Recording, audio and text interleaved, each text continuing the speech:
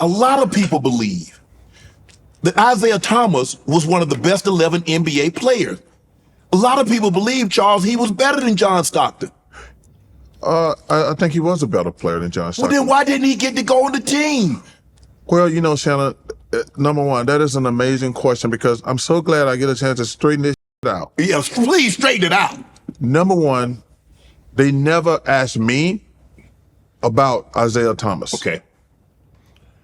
And it just came out, and I can't speak for the other guys, but they never asked me personally about Isiah Thomas. And Isiah Thomas probably should have been on the team.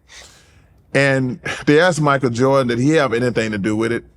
And then it actually just came out in the last year where he said, I'll play as long as Isiah don't play.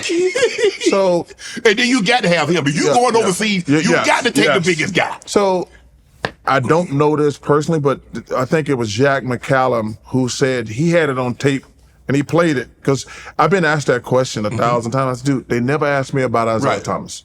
But apparently Michael didn't want him on the team. Well, he wasn't going to be on the team. Yeah. Whoever Michael didn't want on the team wasn't going to be on the team. We're not going to be on the team. But I will tell you something, man.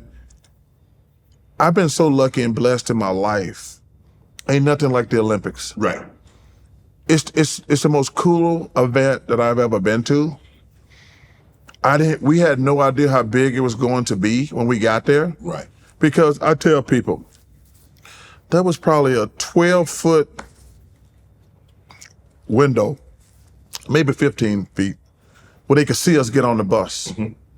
Man, it was 5,000 to 10,000 people out there every day just to get a glimpse of us. Mainly, obviously, Michael, Magic, and Bird. Even though Bird wasn't playing. But they would just scream to watch these guys walk. And then when we took off, there was a helicopter above the bus. There was a police car in front, police car in back. There was 2 guys on motorcycles. And one on the back had a machine gun. There was people along the highway holding up signs. It was, and we're like, whoa, this is some real shit here. This is the real deal.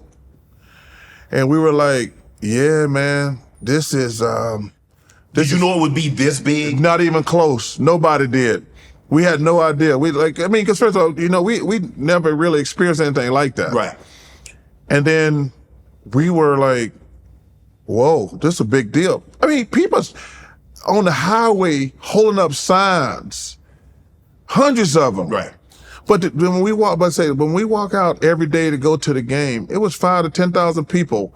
They were like a 50 yards away, and they could only see us walk like 12 to 15 feet. Right. But they were screaming. It was crazy. But being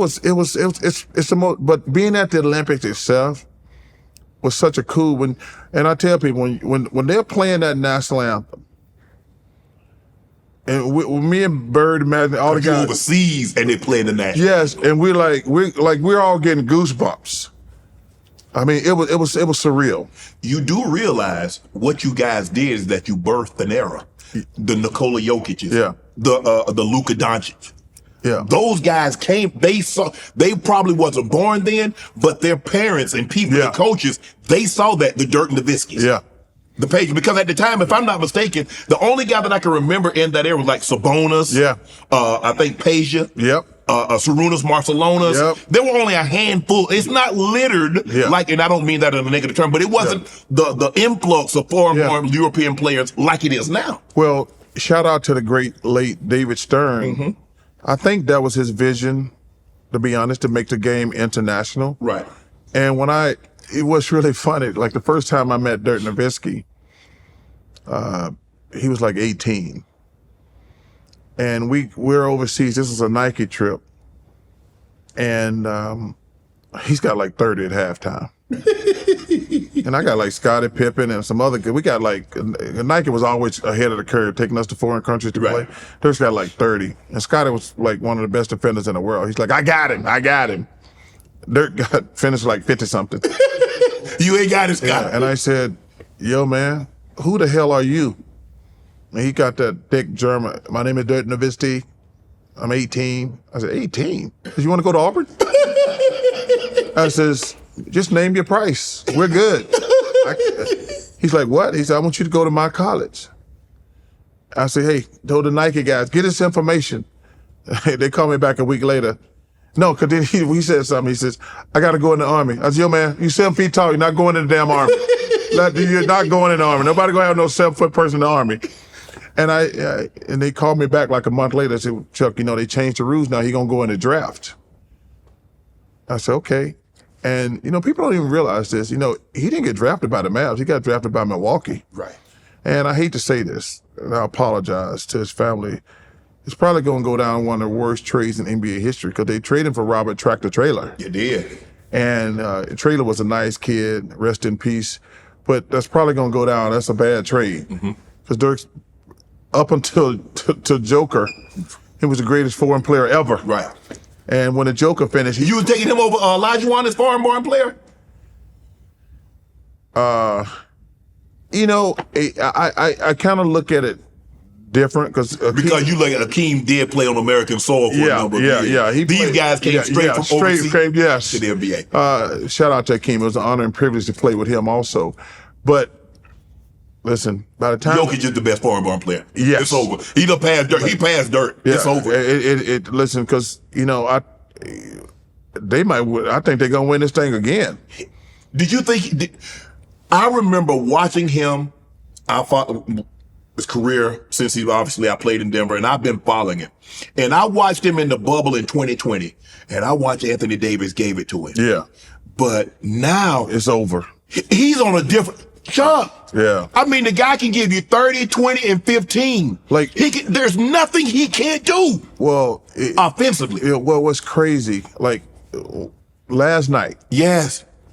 We were making a big deal because Aaron Gordon played fantastic. Yes. Fantastic. Jamal Murray played great. And then we were looking at the stats last night. We're like, man, the Joker had 24, 15, and 9. That's the easiest 24, 15, and 9. And we didn't mention him. On 13 shots. We did not even mention him. We made a big deal. We interviewed Aaron Gordon because he had career highs in points and assists, rebounds, excuse me.